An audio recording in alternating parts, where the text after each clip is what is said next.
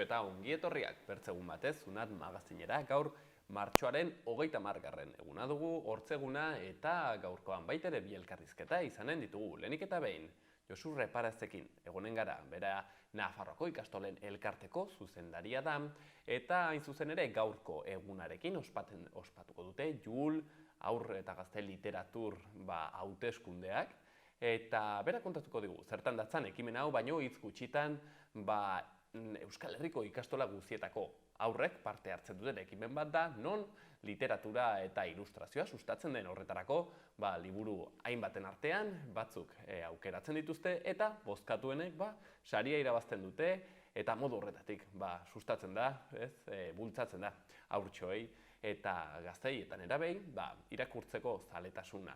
Horrez gain, bigarren elkarrizketan bertze kontuekin etorriko gara, kasu honetan hezkuntzarekin zerikusia dutenak, izan ere, sindikatu gehienek apirilaren 3an astelehenean greba deialdia egin dute eta mobilizazioak iragarri dituzte. Horretaz solasteko hemen izanen ditugu Oiane Jordan Labeko kidea eta Edurne Errea Nuño Estilaseko kidea kontatzeko zergatik eta zertara datorren greba egun hori. Guztia baino lehen has gaitezen betiko edukiekin. Lehenik eta behin, efemerideak. 1482an Fernando eta Isabel errege erregina katolikoek Alhambrako dekretua izenpetu zuten kristau ezean Espainiako judu guztiak kanporatzen zituena. 1867an Estatu Batuakek Alaska erosi zioten Errusiari $7,2 milioi truke. 1980an frankismo osteko lehen eusko jaurlaritza osatu zen Gernikan. Eta 1987ko martxoaren 30ean Madrilen koltzaren epaiketak hasi ziren. Olio desnaturalizatuak pozoinketa kolektiboa eragin zuen 900 pertsona baino gehiagoren heriotza eraginez eta 20.000 bat afektatu. Gaurko lerroburu nagusiak.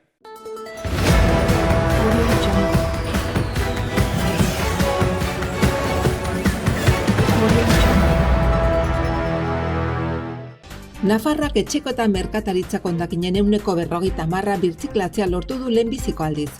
Ollo kontseilariak oroibidea memoriaren bidea ekimenak estatuan eta nazioartean duen izaera aitzindaria nabarmendu du. 121 errepide nazionalaren eraldaketa, tapen garapen berria eta bizikletan ibiltzeko bide berriak nabarmendu ditu Nafarroko lehendakariak legegintzaldiaren mugarri nagusi gisa Iruñan eta Baztanen. Nafarroko 346 kontzejuetarako hauteskundeak deitu ditu gobernuak. Protesiak eta aparatu ortopedikoak emateko araubidea hobetzen duen foru dekretua onartu da. Herritarren 25.000 boto inguruk Dora, Lifarma, Irude eta Reinforce proiektuak aukeratu dituzte zientzia ekaitza 2023 sarien irabazlea. Turismo ibiltaria buruzko foru dekretuaren proiektuaren zirriborroa eta autokarabanismoa Nafarroan duen eraginari buruzko azterlana aurkeztu ditu turismoko zuzendaritzak. San Bartolome gotorlekuak 160 plaza eskaintzen ditu aurrentzako debaldezko jardueretan aste zaintuko oporretarako. Trinitarioseko igogailuaren ondoko parke berriak berdegunen profilarekin eta bide nagusiaren eta bide gorriaren zoladurarekin hartzen du forma. Arizkunko mugarki kiroldegi berria inauguratuko da hortziralean. Inaugurazioen ondotik, ate irekien egunak izanen dituzte apirileko lehenbiziko egunetan.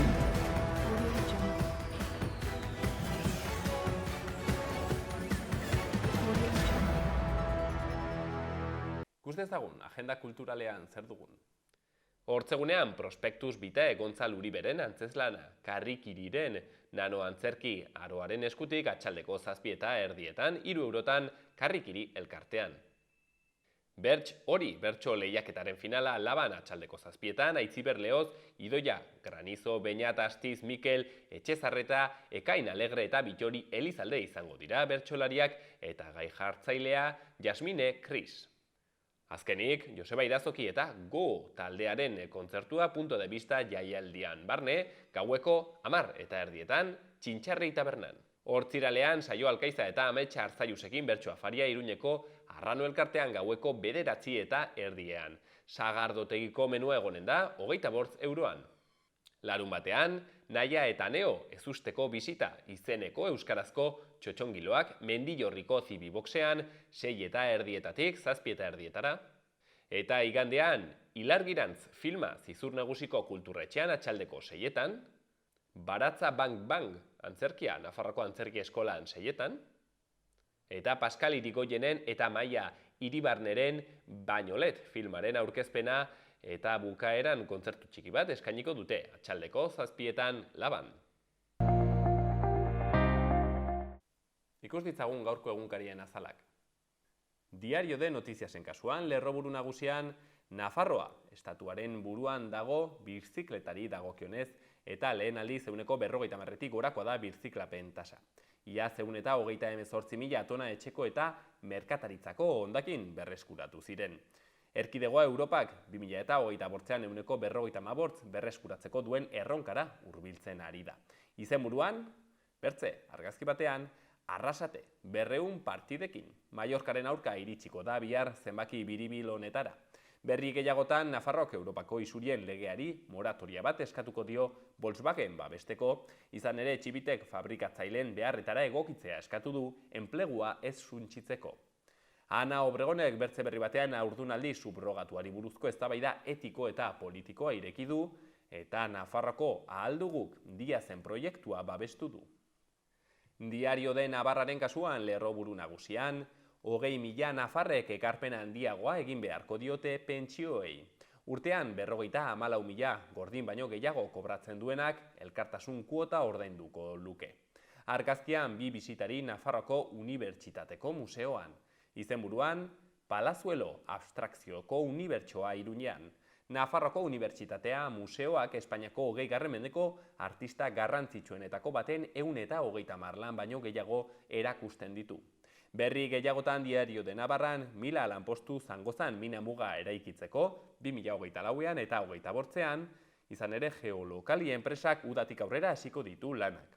Eta Nafarroan kezka sexu eta ziberkrimen delituen gorakadagatik. Azkenik, 1,3 milioiko porrota Lekarozeko zinema estudioetan. Gara egunkarian sindikatuek grebara deitu dute Osakidetzan, izan ere Satxe, ELA, LAB, SME, Komisiones eta UGT sindikatuek greba deitu zuten atzo EAEko osasun publikoan, maiatzaren 18an eta 19an. Kexak eta erreklamazioak 50.000 inguru izan ziren 2022an. Argazkian berriz trafikoa Donostian eta izenburuan, 50 hotel berri eta 150 garestiago diren etxe bizitzak, 2 legealditako saldoa Donostian. Berri gehiagotan, etxeko lana prekarietatearen sinonimoa da, eta azkenik Unai Laso eta Ander Imazen hitzak bikote oso indartsuak geratu dira kanpoan. Berri egunkarian, Nobaltiako langileek ituna lortu dute eta bukatu da ia 4 urteko greba. Akordioaren arabera enpresak ez du inor kaleratuko eta kalte ordaina emango die Beharginei eta ELA sindikatuari. Europan indarrean zegoen lanuzterik luzeena zen, 1354 egun iraun ditu. Argazkian osasun publikoaren aldeko manifestazio bat Gasteizen, izenburuan, lanuztera deitu dute Osakidetzan, sindikatuek greba egunak antolatu dituzte maiatzaren 18rako eta 19rako. Mahai sektorialaren blokeo eta langileen lan baldintzak salatu dituzte.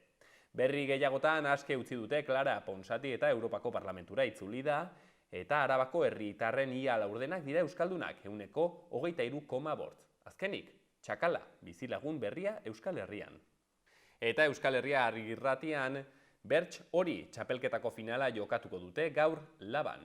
Nafarroko Unibertsitate Publikoko Bertxo Eskolak antolaturiko Bertx hori bertso lehiaketako finala jokatuko dute gaur Laba elkartean Gazteluko plazako 2 zenbakian, 7etan. Baita ere, gobernuak Nafarroko 356 kontzejuetako hauteskundeak deitu ditu, eta azkenik osasuna.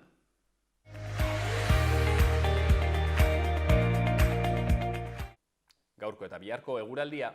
Gaur hortzegunean hasieran ere goi-hodeiak gailenduko dira. Orduak pasa ala ordea hodei trinkoagoak agertuko dira eta egunaren bigarren partean zerua tarteka hodeitsu egonen da. Kostaldean hodei batzuk ere ager daitezke batez ere goizean. Temperatura maksimoek bera eginen dute, kostaldean nabarmen jaitsiko dira altuenak, eguerdi aldera han ekialdeko haizea izango delako nagusi. Barnealdean haizeak hego-mendebaldetik joko du eta indartsua izanen da. Hortziralean haizea aldatu eta eguraldia ere aldatu eginen da. Hodeiak ugariagoak izanen dira eta zaparrada txiki batzuk botako ditu batez ere arratsaldetik aitzinera. Egunaren hasieran mendebaldeko haizea ibiliko da, eguerditik aitzinera ipar-mendebaldera eginen du eta kostaldean indartu eginen da. Haizearen aldaketaren ondorioz temperatura maksimoak 2 gradu baxuagoak izanen dira.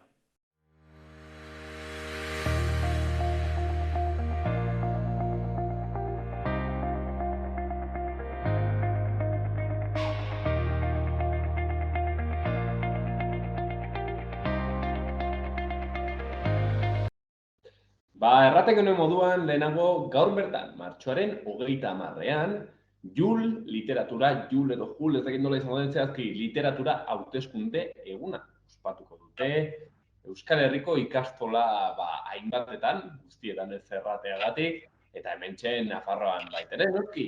Eta horreta solasteko kontu hau zertan den hobe argitzeko Josu Reparaz Nafarroko ikastolen elkarteko zuzendariarekin egonen gara. Beraz, atxaldeon Josu eta mila esker gurean egoteagatik. Arratsaldeon eta mila esker zuei. Josu, zer da JUL literatura hauteskunde eguna? Oso ongi esan duzu, da euskarazko literatura hauteskundeak dira. Euskal Herriko ikastola askotan egiten dira, nahiz eta hemendik Nafarroako ikastola elkartetik antolatzen diren. Ekimen honek aurten 25 urte betetzen ditu, eta urte guzti hauetan zehar, milaka ikaslek beraien gustokoenak izan dituzten, bai liburuak eta bai ilustratzaileak aukeratu izan dituzten. Aurten zehazki Euskal Herri osoko 50 ikastolek hartzen dute parte, Araba, Bizkaia, Gipuzkoa, Nafarroa eta iparraldeko ikastolak dira, eta aurten guztira, konfirmatuta daude, 14.944 boto literatur kategorian eta 6.800-etik gora ilustratzaileen kategorian.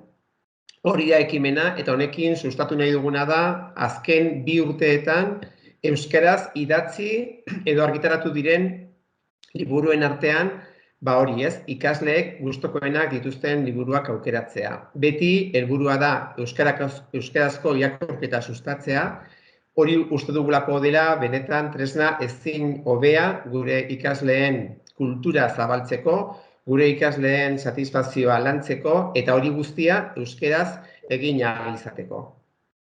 Zerrenda hau, Josu, nork aukeratzen du? Nola osatzen da hautatu behar den liburuen zerrenda hori?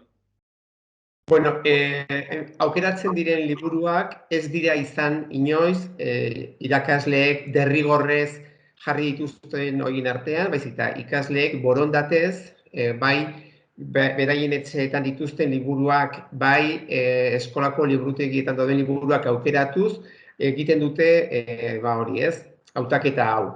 Gaurko prozesu honetan, badira zenbait ikastolak egiten dutena prozesua hauteskunde arruntak balira bezala, badago mahai bat, bertan dago mahaiaren lehendakaria, badaude idazkariak, badago bozkak uzteko kutxa, eta beste zenbaitetan aldiz modu elektronikoan egiten dira hauteskunde hauek. Eta beti da garrantzitsua, azken 2 urteetan ekoiztutako argitaratutako liburuak izatea.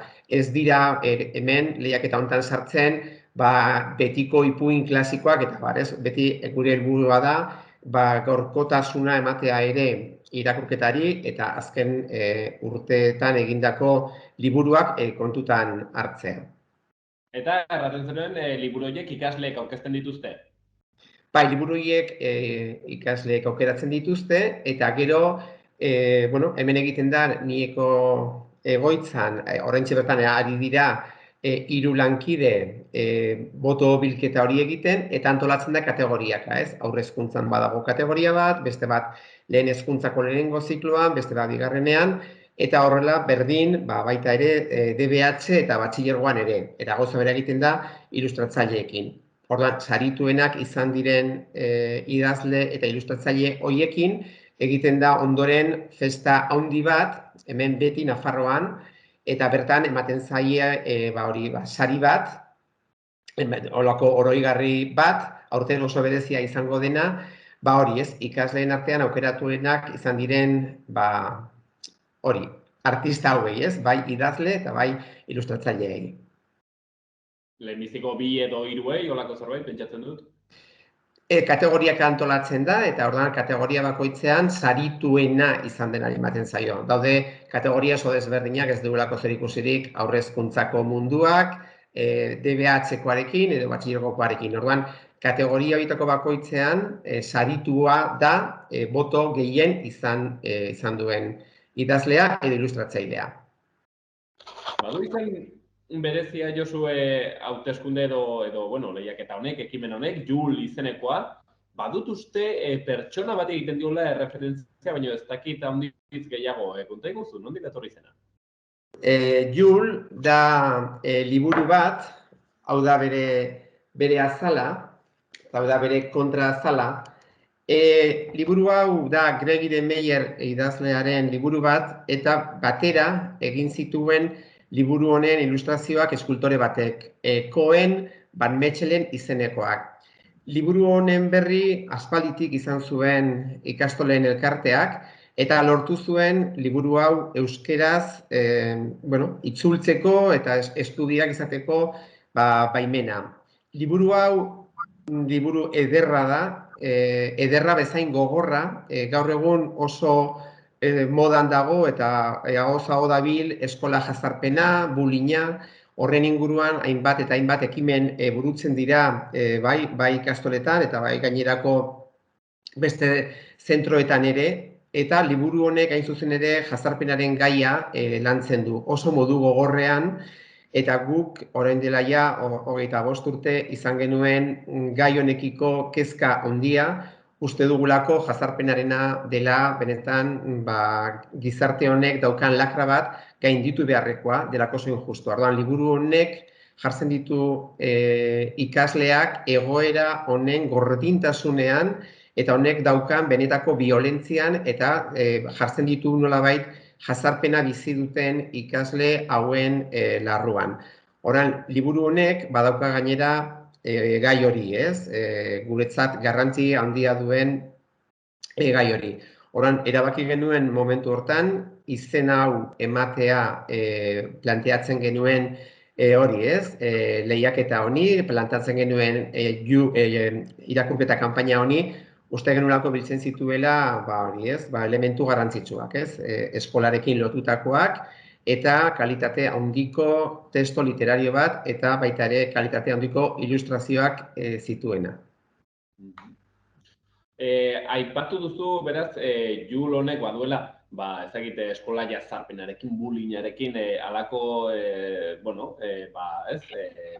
gai hori jorratzen duela, nolabait ere, eta hartzearren hori momentu bat eta omenaldi bat egitearren ere liburuari, eta aukeratu duzuelako zuek izenburutzat. Hortaz ezagit bitz erraten aldi guzun, Josu, nire impresioa da, azken aldian gai honetaz gehiago dakigula, gehiago solasten dela, baina hemen dago betiko zalantza. Hau da, gehiago gertatzen ari da orain edo gehiago azaleratzen da orain.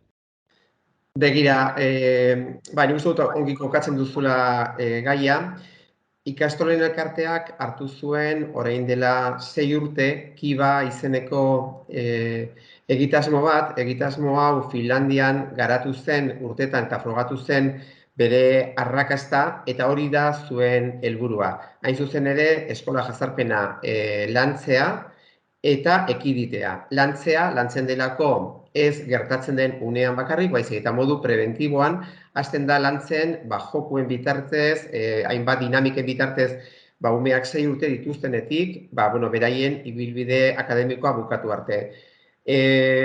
Hasieran, neurketa bat egiten da, Finlandian egin zen bezala, ezagutzeko zein den dagoen jazarpena, kasu honetan ikastola bakoitzean.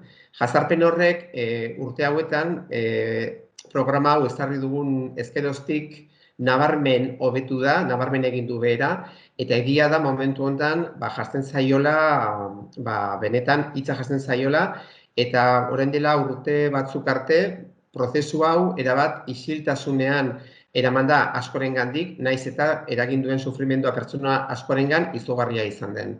Gaur egun, badira beste jazarpen modu zibilinoago batzuk eta oso kezkagarriak direnak guztiontzat. Eta da, justo, IKT gailuen bidez ematen den jazarpen hori edo ziberakosoa deitzen dena. Egia da, jazarpena fisikoa izan den momentuetan, bai izan nahi dut ez, bai irainak, bai kolpeak, bai bazterketak eman direnetan bakarri modu fisikoan, ikaslea etxera heltzen zenean, han zaukan bere babeslekua, eta han ziur sentitu zitekeen erasoitatik erabat kanpo. Une honetan, teknologia berriekin, akoso hori ez da mugatzen, bakarrik eskolako pasilloetan edo jolastokietan. Jazarpen horrek jarraitu egiten du, beraien etxean ere gailu hauen bidez. Eta honek min izugarria eragiten du pertsonengan. Orduan, aurre egiten ari gara baita ere gai honi, eta guretzat beti lotuta ere literatura jaketagokin garrantzitsua da izena jartzea, eta noski denok daukagun gure paper aktiboa garatzea. Garbi dagoelako jazarpen edozein egoeretan ematen direla 3 elementu, ez? Dago jazarpena jasaten duena, jazartzailea, eta gero daude lekukoak diren hainbat eta hainbat pertsona. Orduan, lekuko horiek hartu bezaketen jarrera aktiboa jazartua den pertsonari edo jazarpena bizitzen ari den pertsona horri babesa eta laguntza emateko ezinbestekoa da. Ze jazartzaile batek ez badauka ingurukoen laguntza, babesa edo nolabaiteko apoio hori, ez du horrelako, esan dut, estimulurik izango horrelako egoera desegokiak egiteko. Eta gero, ematen diren kasu zehatzetan, edo norbaitek zerbait ikusi badu edozein esparrutan, eta hori jakinarazteko bide ezberdinak ditugu, banan aztertzen dira egoerak, eta hemen helburua da, bai laguntzea jazarpena jasatzen ari den pertsonari, eta baita ere nola ez, jazarpena eragiten duen pertsona horri, ez delako jarrera bat ere egokia ez da beretzat ere. Digresio txiki honekin akitzeko, Josu, nik batzutan lagunen artean solasten naiz, eta ikusten gazterian orain nola badiren aipatzen dituzun presio hauek ez, sutilagoak direnak, zailagoak nola baiteren detektatzeko eta intervenitzeko, bai gurasoen eta irakasleen partetik ez, ziberakosoa aipatu duzun hori, guk handizetan pentsatzen dugu, ostras, ez nuke nahi nik orain aurra eta nerabea izan. Ez dakit hori den betikoa ez, beti sartzen garenean iragana ikusten dugu hobe, edo hala da, erran nahi dut, ostras, baut impresioa oraingo haurtzaroa eta nerabezaroa akaso gogorragoa dela. Bai, erabat ados nago esaten duzunarekin, horregatik ez, antzinako, orain dela urte batzuetako jazarpena zen fisikoagoa, modu desberdinetan eman zitekeena, baina ematen zen beti espazio jakin batzuetan.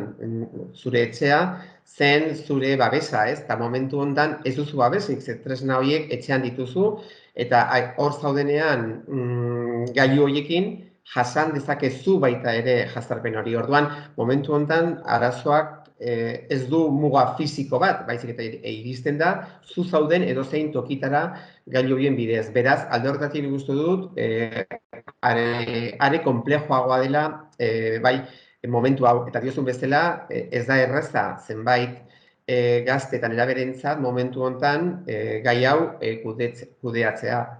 Ze gainera hori ez, askotan pentsatzen dute, pantailek ematen duten distantzia horretan, egiten dutena, ez dela hain larria, ez? Eta gero, egia da, horren ondorioak, benetan, kontuten hartzeko modukoak dira.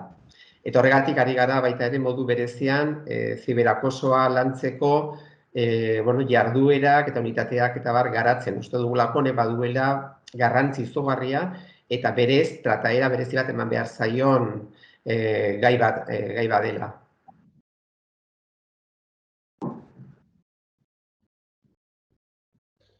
Hortzen liburu horri omenez, gai hau jorratzen zuen liburu horri omenez, Jul jarri diote izena lehiaketa honi, 25 urte, ez dela atzo goizean sortutako ekimena hau, 25 urte, eta zuzen ere horregatik, Josu, aurten logo eta lelo berria jarri diozu okerrezkonago.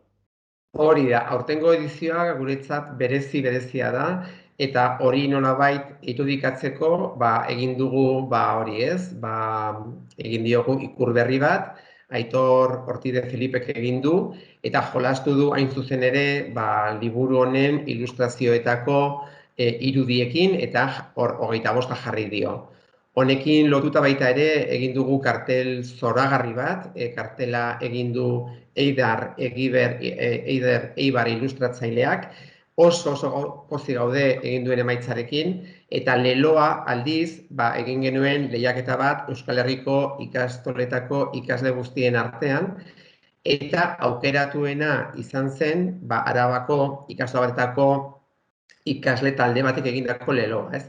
Gau eta egun, liburuak lagun, esaten du lelo horrek, eta Eider Egibarrek horixe islatu du bere kartel zoragarri hortan, ez? Alde iluna, gaua, alde argia, eguna, eta liburuak edozein momentutan lagun. Beraz, horiek dira gure aurtengo elementu garrantzitsuak, eta aurten idazle aukeratuenei edo ilustratzaile aukeratuenei emango zaie sari oso berezi bat, eta izango da Faustino Aizkorbe eskultore nafarraren eskultura bikain bat. Eskultura horrek modu abstraktuan Jul liburuaren pertsonaia zentralaren adierazpen bada modu abstraktuan, ez? Ile kizkurra dauka liburuko protagonistak, ile gorria dauka, eta hori hain zuzen ere berarekin, berataz farre egiteko erabiltzen duten elementu fizikoetako bat bere ingurukoek, horixe jasotzen du aurtengo eskultura horrek modu abstraktuan. Ile kizkurrak egitura karratu batetatik mugimendua adierazten dutela. 25 urte beraz, euskal literatura, bultzatzen gaztetxoenen artean, eta jarri dioten leloa, aipatzen genuena, gau eta egun, liburuak lagun, hortzen okerrezpanago Arabako ikasle batzuek jarri diotena, hori atera da saritua, hori aukeratu dutena, beraz, izenburu hori hartuko du, eta literaturarekin zure ekimenak badu handiz guzteko, gainera, Josu data hauetan egiten duzu, zehazki apirilearen 2an eta 23an baditugulako efemeride edo erreferentziazko data horiek liburuarekin zerikusia dutena, eta gai hau hartuta, Josu, aprobetxatuko dut galdetzeko, nola ikusten duzu literaturaren kontua gaztetxoetan, hau da, denen gehienen pentsamendua da, gaur egun ez dela apenas irakurtzen, hala da? Ez da, esan dut, agian badaukagu sensazio hori, baina nik uste dut irakurtzen dela asko. Ikasleek oso gustoko dute irakurtzea, egia da, hau sustatu egin behar dela, hau landu egin behar dela, eta Jul kanpaina hau ez da mugatzen gaurko egunera. Urtean zehar, hemen ikastoletatik egiten dira proposamen oso erakargarriak ikasleek landu ditzaten urtean zehar, ez? Dira ekintza motibagarriak eta nolabait hori, ez? Beraien plazerra sustatzen da. Hemen ez dugu, kanpaina honetan ez dugu bideratzen derrigorrezkotasuna, baizik eta alde ludikoa eta saietzen gara, hori, ez? Ikasleak disfrutatzeko moduko baita ere jarduerak planteatzen dira gaubelak, planteatzen dira hainbat jarduera, eta horrekin bai lortzen dugula ikasleak erakartzea irakurketaren mundu honetara.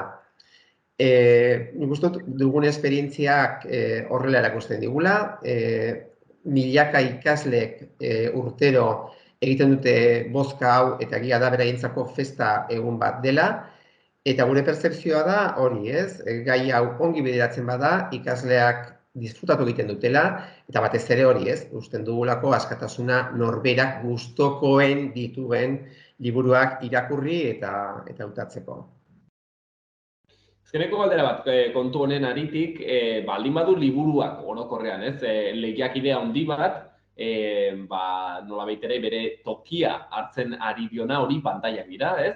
Gaztetxoenetan, gero eta gehiago ikusten ditugunak, bai mugikorrekin, bai telebistekin, bideojokoekin eta bar, eta hor sortzen dire zalantzak, zeren gero eta gehiago dire, hautsak, pedagogoak erraten dutenak, kontuz pantailekin, ez dela sobera kontu ona, gazteetan hori, ez dakit, neurririk gabe, sustatzea, eta pixket oposizio hori literatura pantaila nolabait ere izpide hartuta, galdetu nahi dizun Josu, nola ikusten duzu zuek pantailaren erabilera hezkuntzan? Zeren badakit, adibidez, instituto batzuetan, orain Chromebooka eta bertze olako pedagogiak erabiltzen ari dituztela, pantailak handik sartuz, baina niri adioz pertsonalean horrek nire zalantzak eta kezkak sortzen dizkit. Gailuen kontuarekin garbi dago ematen dizkiguten aukerak eta alderdi positiboak asko direla. Pandemia pasatu berri dugu, pandemia horretan ez bagenitu izan gailu horiek, tresna horiek, ezinezkoa izango litzateke hezkuntzarekin jarraitzea norbera bere etxean egonik, eta gailuek modu egokian erabiliz hori posible egin dute. Kezka iturri direla, zalantzari gabe.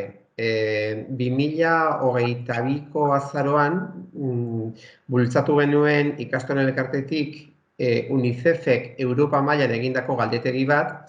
UNICEFek egin zuen galdetegi bat, hori noski oso ikasle talde gutxirekin Europan barna, eta nolabait ezagutu nahi zuen zein zen gazteek zeukaten pertzepzioa gailuen inguruan, ze sentimendu bizitzen dituzten, ea sentitzen duten alaitasuna, tristura, bakardadea, beldurra.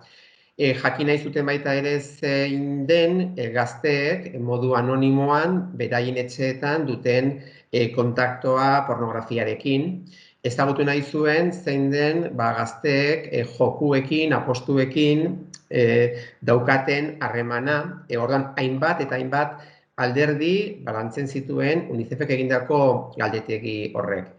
Orduan, ikusi genuen hain garrantzitsua zela hori ezagutzea, non diseinatu genuen UNICEFen baimenarekin antzeko galdetegi bat eta erantzi ziren hainbat galdera berri, eta horren ondorioak hain zuzen aurten 2023ko urtarrilan bildu genituen, jaso genituen emaitza guztiak, eta hortik noski atera zaizkigu ikasleekin tutoretzak orduetan eta familiekin landu beharreko hainbat eta hainbat gai garrantzitsu. Ikasle daukaten pertzepzioa askotan, batez ere adinean aurrera doazenean, 12 urtetik aurrera, daukaten pertzepzioa da beraien gurasoe baino askoz gehiago dakitela horretaz, eta gurasoak ez direla kontziente zertan ari diren ere. Orduan, guzti honek bai eragin digu kezka, egia da badagoela ere nerabeen artean erraztasun handiz apostuetara iristeko bidea, eta hain zuzen ere zenbait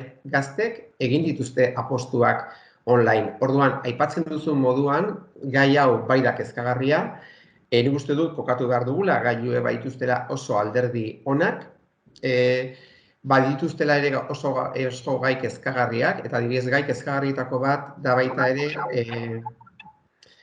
ikasleak beraien artean daudenean fizikoki elkarrekin jolasean edo hitz egiten horrek lortzen duen, esan dut, alderdi positiboa eta horrek lortzen duen konexioa ez dela lortzen virtualki bakarrik konektatzen direnean, horrek eramaten dituela askotan frustrazioera eta adikzioetara eta daudela erabat lotuta gailu horietan ere azkenean lortzen ez duten satisfazio bat bilatu nahian, eta hori askotan saihesten da ikasleak elkarrekin jolasean, kalean, elkarrekin egonez. Orduan, badira hainbat gai, bai kezka iturri direnak, eta noski, hor egon behar dugu, zitzaileok, ikastolok, familiak, hori ezagutzen eta horri alde neurrian irtenbideak ematen. Pantailen kontua, bertze baterako gaia, nik uste interesgarria eta heldu behar zaion kontua, zeren handitzetan, nire sentsazioa da. Berrikuntza oro hartzen dugula dena ona izango balitz bezala, baino kontuz, berria eta ona ez da beti sinonimoak, eta orduan agian pantailen inguruan ere behar dire halako hausnarketak eta hemen ikastolen elkartek egin dituen bezalako ikerketak. Edozein kasutan, gaurkoan, martxoaren 30 honetan, bertze kontu batekin etorri zaizkigu, Jul literatura hauteskunde eguna ospatu dute, hain zuzen ere, Euskal Herriko literatura orokorrean, euskaraz dugun literatura eta ilustrazioa, gaztetxoenetara hurbiltzeko eta haiek ere honetan parte hartzeko, hauteskundeak eginez eta hori ere, nolabait ere, ikasiz eta prozedura horiek ere, barneratuz. Beraz, honetan berri honekin utziko dugu gaurkoan, eta hemen gurean, Josu Reparaz, Nafarroko ikastolen elkarteko zuzendaria guzti hau kontatzen. Beraz, eskerrik asko, Josu, gurean egoteagatik. Mila esker zuei.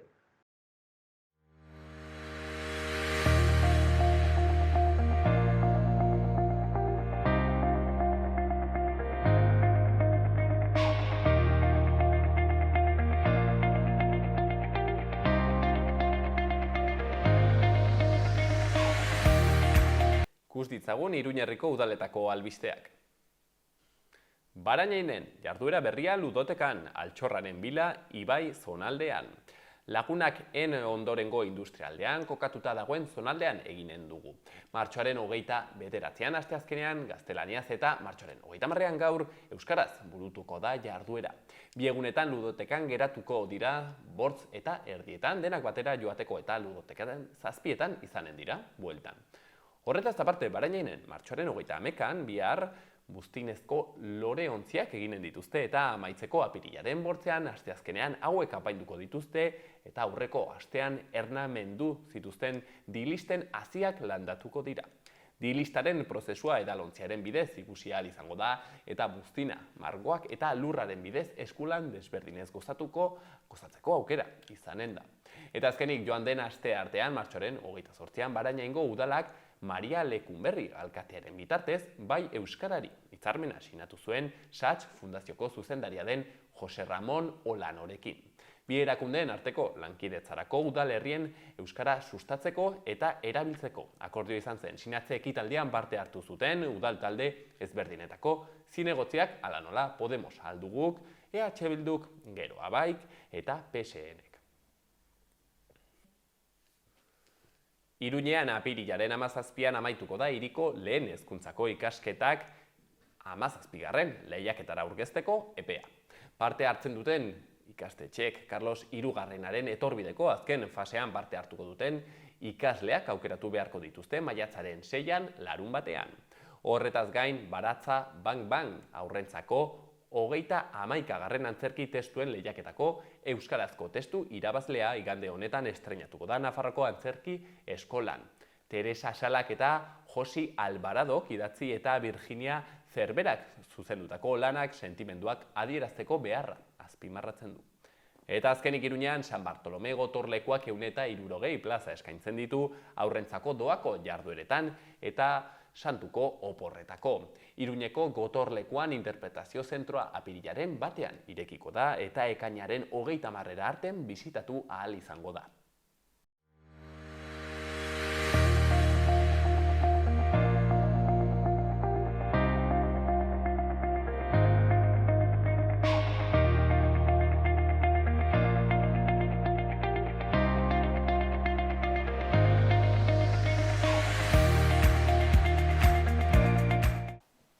Azkenaldian, gizarteko sektore handitz mobilizatzen hasiak dira, beren eskubideak aldarrikatzen edo bertzelako kontuekin hezkuntzako langileak ere bai egin dituzte beren protestak, beren mobilizazioak, horietako batean osasungintzako langilekin, administrazioko langilekin eta oraingoan apirilaren 3an, datorren astelehenean mobilizatuko dire berriro greba egun bat deitu dutelako gainera hainbat sindikatu, kasu honetan sindikatu gehienek, Comisiones Obrerasek, UGTek, ELAK, Labek eta Steilasek. Beraz, astelehenean mobilizazioak eta horretaz gehiago jakiteko hemen ditugu Labeko kide den Oiane Jordana eta Steilaseko Edurne Errea Nuño, beraz, berik eta behin, Arratsaldeon Edurne. Arratsaldeon. Eta Arratsaldeon Oiane, mila esker gurean egoteagatik.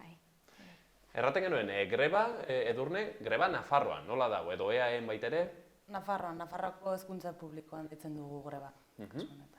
Mobilizazioak, beraz, astelehen horretan izanen ditugu. Oiane, zergatik, errango zenuen, orokorrean, zergatik atera behar da egun horretan? Abia puntu nagusiena da negoziazio eza, legegintzaldi honetan apenas izan dugu negoziatzeko aukerarik, gure mahai sektorialak informazio trasbase hutsarako izan dira, eta batez ere ikasturte honetan. Haien jarrera beti itxia izan da, eta bai dirurik ez dagoelaren aitzakiarekin edo bai haien kompetentziak ez direlako, baina beti ere atea itxita topatu dugu. Atea itxita, baina lan baldintzak okerrera, edo behintzat ez dire hobetzen, Edurne, hor jarraitu zuen lau aldarrikapen nagusi nolabait ere mahai gainean, horietatik lehenengoa aipatzeko ratioak jaistea eskatzen duzue, nola dago? Bai, beti hezkuntza sektorean badugu doble filoa hau, ez? Eta noskigu sindikatua gara eta lan baldintzak aldarrikatzen ari gara, baina azkenean guztiaren ondorioa da hezkuntzaren kalitatea hobetzea, ez?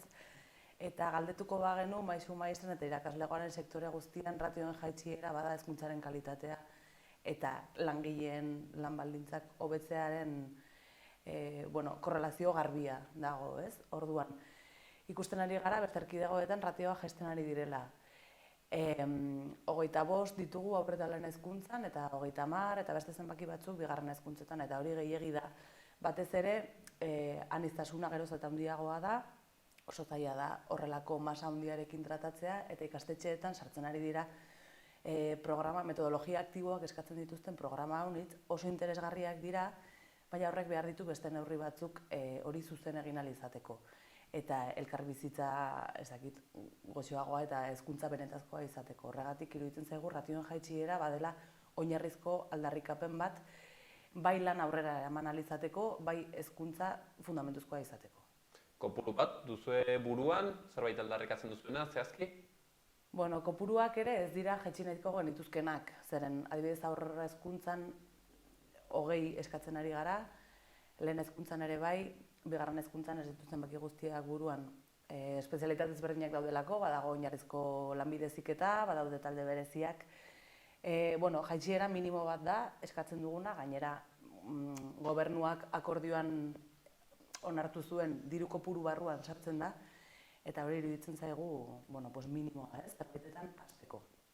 Ratioa jaistea erran nahi du irakasle gehiago, ez? Hori da erran nahi dut eskema.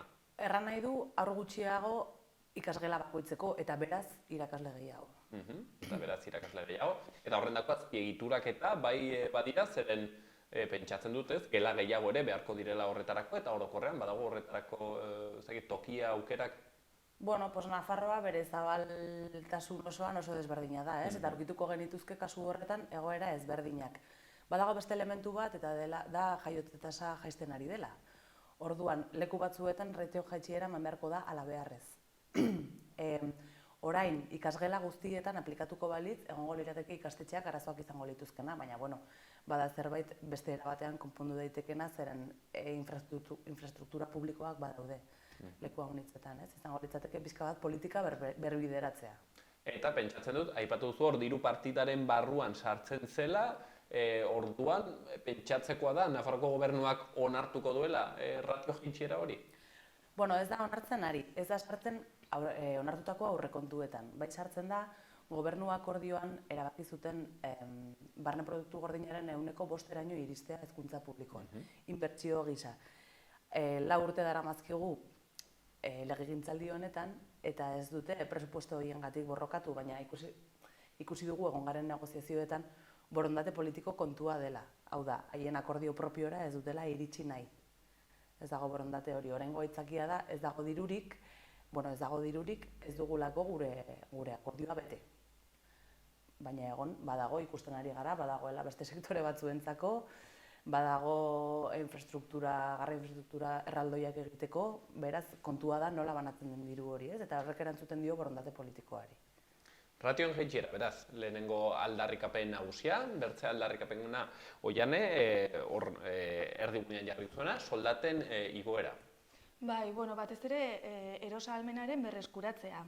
Bai, badakigu Madriletik datorrela ze soldata igoera izan behar dugun, eta orduan hor jokatzeko igual margen handirik ez daukala gobernuak, baina uste dugu nahiko galera izan dugula urteetan zehar, 2010etik uste dut onaino kasik 20%ko erosa ahalmena galdu dugu. Orduan, uste dugu mahai gainean jarri behar den gauza bat dela, naiz eta hori horrela izan, Madriletik ez uztearena, ikusi dugu Edurnek esan duen bezala, beste sektore batzuetan egin dituztela olako gauzak, eta orduan dirua egon badagoela.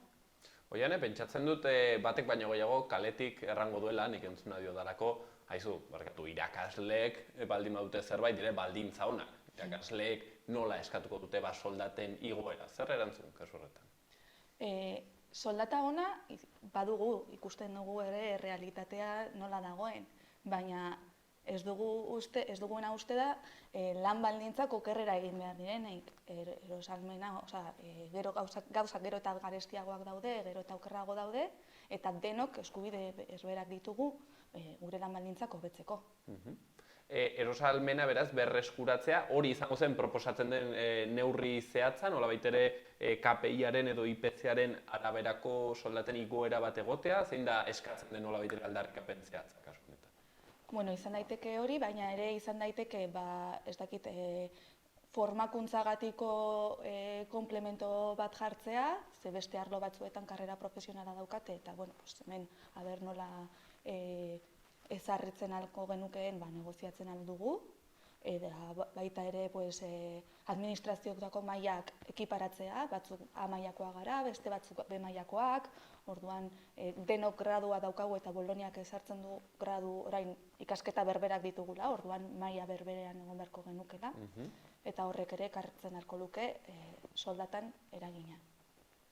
Hirugarren aldarrikapen bat adostu duzuena, gainera uste dut gero sartuko gara horretan, hainbat ikastetxetako, irakasleekin, langileekin, bertze kontu bat, gainzama jeistea, nola dago Edurne? Gaur egun ikastetxeetan dagoena, klase ematea eta ikasleekin egotea dela iruditegi sozialean irakasleok egiten duguna, hori bada lanaren parte bat. Baina atzeko parte hori, badela lan burokratikoa, bada geroz eta handiagoa. Orain, baditugu derrigorrezko formakuntza 35 ordu zentroan, dokumentazio pila bat egin behar da, sartzen diren programa guzti hauek dokumentatu behar dira, instalatzen diren programa honit zentroan jarri behar dira orduan. Ordu batzuk ematen dira programa horiek ezartzeko, baina ez adibidez irakasleen artean koordinatzeko. Gauza horiek gertatzen dira, kafean, pasillotik, arratsaldeko 6etan telefonoz bakoitzak bere etxetik, egin behar ditugun kalifikazio eta informe guztiak LOMLO, lege berri bat sartu da, dena berprogramatu behar da lege berriaren arabera, eta horretarako ez dute ordurik eskaini. Eskaini dituzte formakuntza batzuk horretaz jabetzeko, baina gero ez programazioak egiteko eta zentroan ez hartzeko beharko lirateken orduak, ez? Orduan, joaten dira gehitzen, bata bestearen gainean, eta hezkuntzatik inoiz ez dute ordu kalkulo bat egin horren gainean, ez? Gainera erantzutena izaten da, ez hori sartzen da zuen, hori da zuen lana, ez? Zuen jardunean sartzen da. Eta ikusten badugu zentroetako realitatea, irakasle eta maisu maestra gehienak pasatzen dira jardunaldi oso batetik, lan burokratiko hau guztia bete ahal izateko. Gehi gurasoekin bildu, gehi egunerokoan gertatzen diren gauzak hartatu ikastetxean.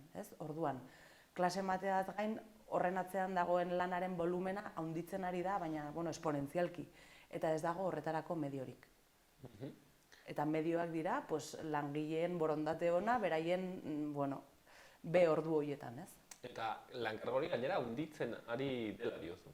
Handitzen ari da denbora guztian. Aurten egon den berrikuntza bat da autoebaluazio bat, non irakasle bakoitzak autoebaluatu behar duen, bai bere lana, bai zentroko lana, zentroko konbibentzia, horrek ordu batzuk eskatzen ditu, eta gainera mankomunean jarri behar dira, bai ziklotan edo ikastetxe bakoitzan erabakitzen den tokian, eta hori egin behar da dauden orduekin, eta dauden orduak ja gutxi ziren, lehenago ere.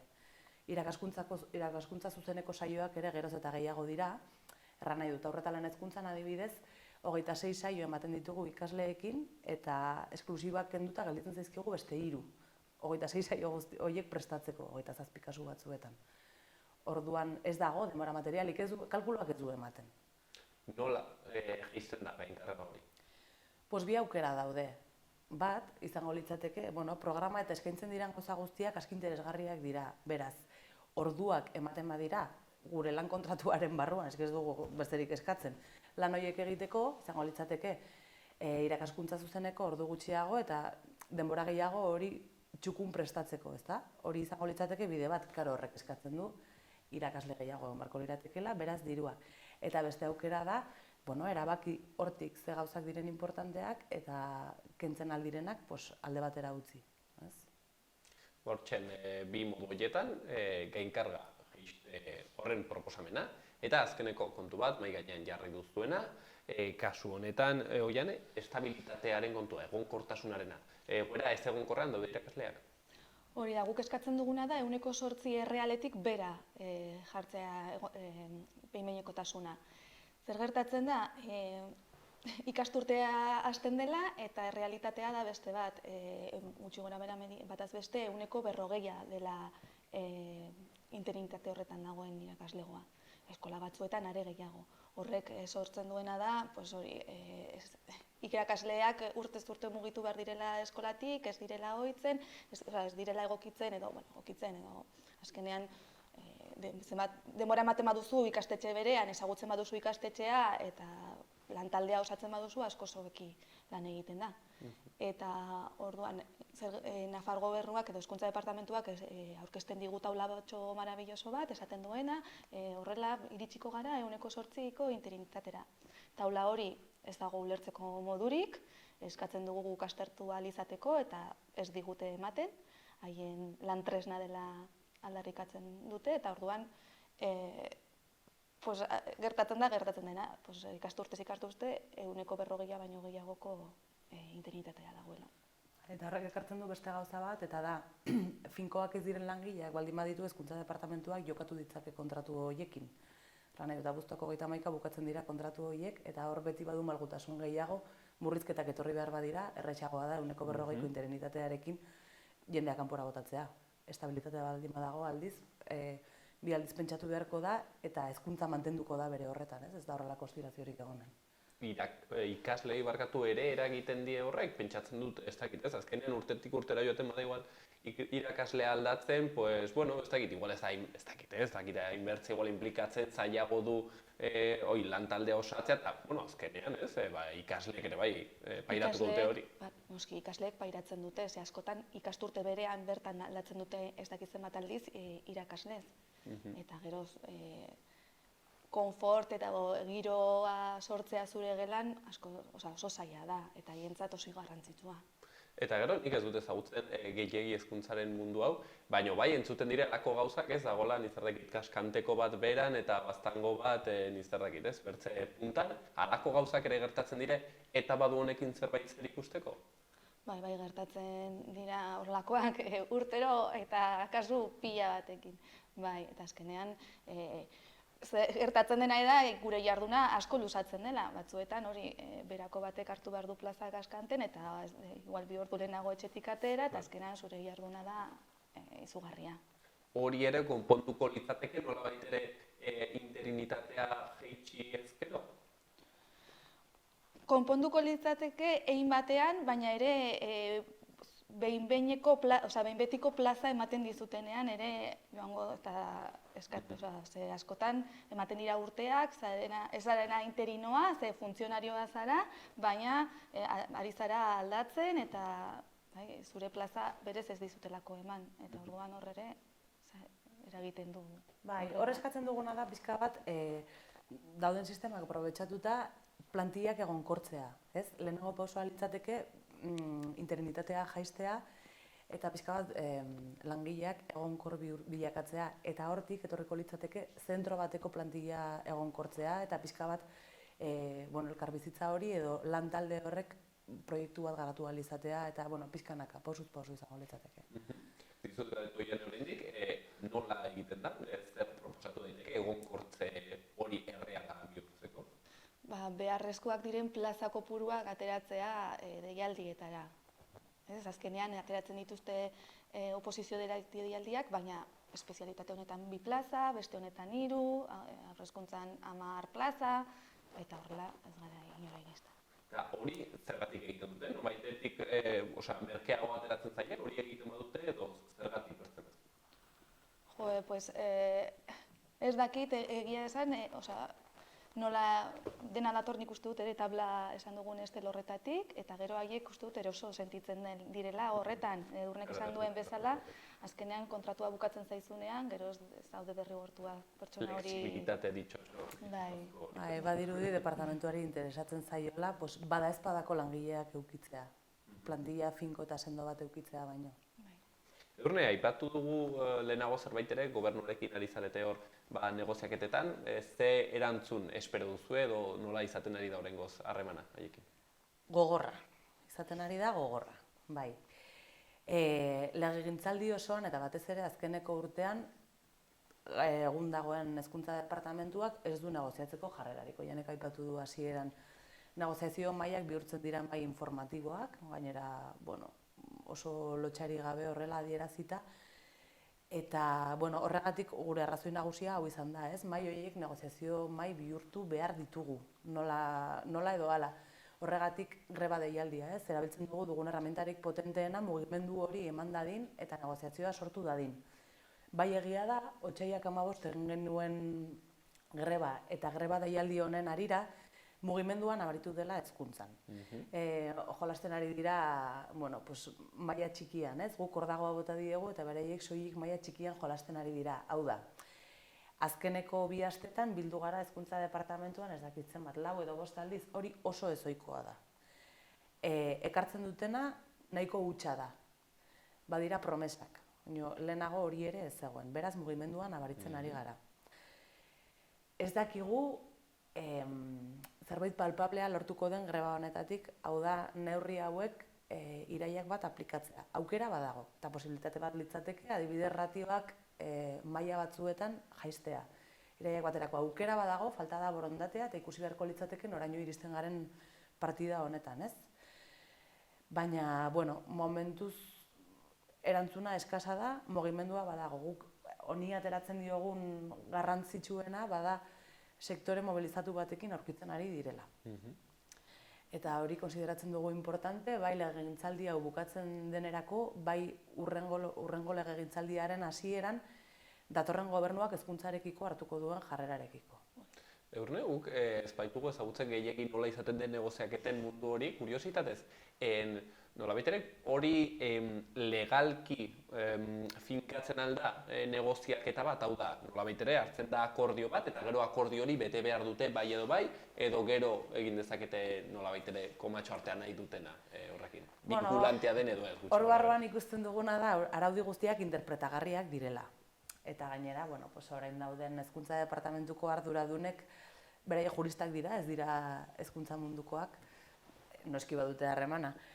Baina oso abilak izaten ari dira interpretazio horietan. Beraz, dekretu bat, lege bat ateratzen den aldiro negoziazio mahaira eraman behar dute. Gero hor barruan ematen den elkarrizketa, hor ikusten ari gara, baietz, badirudi egin dezaketela nahi dutena, ez? Interpretazio horri eutsiz. Ez dira saiatzen, akordioetara iristen. Soilik informazioa ematen digute eta jazta. Eta inertzia hori hartu dugu, eta badirudi interpretazio hori balekoa dela. Ez da balekoa guretzako, eta horregatik gaude hemen. Baina ze gainera badugu ituna mahai gainean, ja iraungita dagoena, hezkuntza kalitatea hobetzeko sinatua dagoena, eta hori bete gabe dago, iraungita eta bete gabe eta ez dute betetzeko asmorik. Esaten dute ez dagoela arirurik horretarako. Segurazki ere ari duela egiten, hauteskundeen kontu horrek orain nolabait ere haiek ari direla ez, gehiago biltzen zuekin promesa handitz egiten, ere izango dute akaso buruan hori, ezta?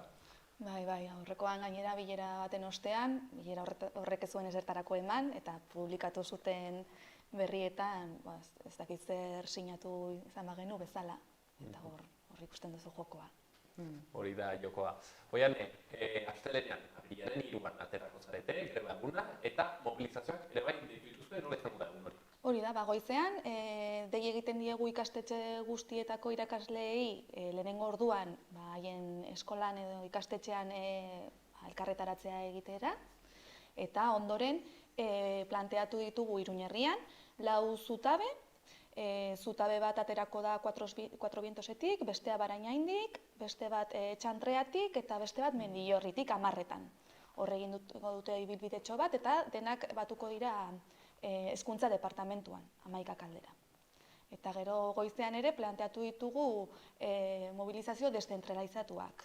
Bat Lizarran, Tafallan, Donesteben, Altsasun eta Tuteran. Eta horiek izango dira 11etan ere bai. Hortzen, mobilizazio eguna beraz, bai Oiane? Bai, arratsaldean ere bai, badugu antolatua 6etan manifestazioa, Gurutze plazatik, hemen Iruñan, San Francisco plazara. Kasu honetan, zentralizatua, irakasle guztiak hona, Iruñera. Bai.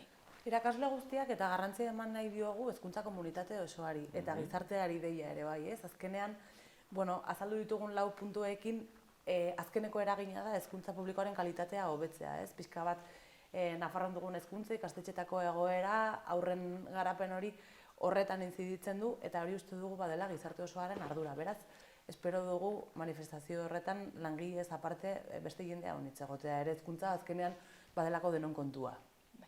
Edurne, akitzeko, bai badakit ari zaretela gainera, eskoletan biltzen irakasleekin eta langileekin, zer motzorengo zerantzuna, nola ikusten zuen, nola ari zarete gutxi gora bera antolatzen guztia? 3 aste fuerte izan dira eta egin ditugu Nafarroa osoan zehar sindikatu guztion artean 120 asanblada baino gehiago. Batez ere ikastetxe handienetan bildu gara eta ikusi duguna da jendea mugituta dagoela, jendeak kezkatuta dago, ikastetxetan bizitzen den egoerarekin, makurrera joateko beldurra, zeren hori ere aukera bat da. Orduan, ikusi dugu badela giroa, jendea elkartu dela, azkenean lehen aipatzen genuen gainzama honekin haunitzetan ez da izan denborarik ere, ez? Pandemiak ere gainera enkasillatu gaitu haunitz eta ez dugu harremanik izan, orduan, asanblada hauetan ikusi duguna da elkarritz egiteko gogoa, gure egoera konpartitzeko gogoa eta hori aldarrikatzeko gogoa. Esanguratsua izan da, bai, Nafarroa osoko ikastetxe anitzetan, eredu ezberdinetakoak, maila ezberdinetakoak, hor guztietan egon dela mugimenduren bat. Eta horri garrantzia eman nahi diogu. Honekin batera, atzo ere entregatu genituen hezkuntzan, aipatu ditugun ikastetxe, behintzat 80 ikastetxeen atxikimenduak grebaren arrazoiei. Eta iristen ari dira gehiago, azkenean greba hurbildu ahala ere ikastetxeetan biltzen dira eta seinatzen dute orduan. 80 ikastetxek eman dute atxikimendua, gainera badira Nafarroko ikastetxe handienak, beraz irakaslegoaren gehiengoa representatzen dute. Hortzen, greba deialdia apirilaren 3an, erraten genuen bezala, astelenean, Oiane, kontatzen zigun, nola egonen diren mobilizazio deszentralizatuak, toki hainbertzetan goizean eta gero atxaldean, bentzen mobilizazio bateratua, Iruñean bertan aldarrikatzen dutena, orokorrean hezkuntza publikoa hobetzea, lan baldintzak baduintzea eta hor zehazki 4 aldarrikapen nolabait ere zehatzetan, ratioa jaistea, soldatak igotzea, gainzama ere jaistea eta egonkortasuna, estabilitatea hobetzea. Guzti hau kontatzen hemen gaurkoan Oiane Jordan, kidea, eta Edurne Erreanuño, estilasekoa, beraz, eskertza bekarrik geliratzen zaigu, Edurne eta Oiane. Eskerrik asko zuei. Ni esker zuei, eta astelehenean ikusiko gara.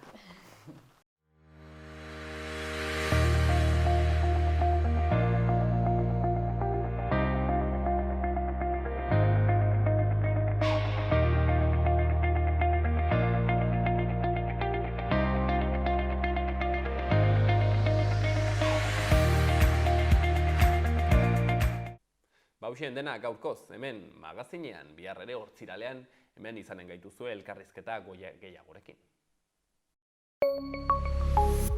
Gobierno de Navarra. Nafarroako gobernua.